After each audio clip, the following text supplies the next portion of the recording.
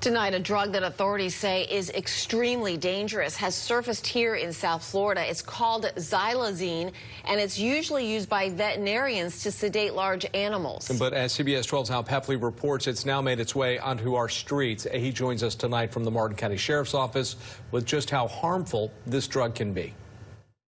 It's just a prescription for disaster. For the first time, Martin County Sheriff's detectives have made an arrest involving Xylazine, a drug that's mixed with heroin and fentanyl and being sold on the street. We know from experience when we see something once, we're going to see it again. 37-year-old Kristen Swift of Stewart was arrested last April for selling narcotics, and she's now serving 4 years in federal prison in North Florida.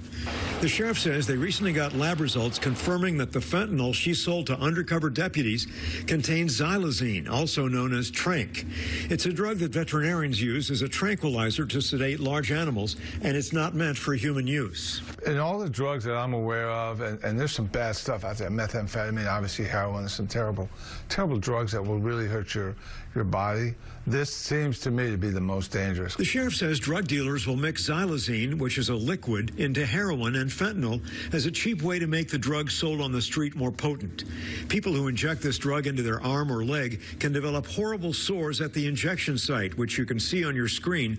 And the scary part, people may have no idea they're buying it. It's easily accessible to just about anybody. Michael Attanasio, clinical director at Retreat Behavioral Health in Lake Worth Beach, says it's becoming more and more prevalent. The increase that we've seen over the last year even has been humongous, and now we're starting to see this heavily in Florida.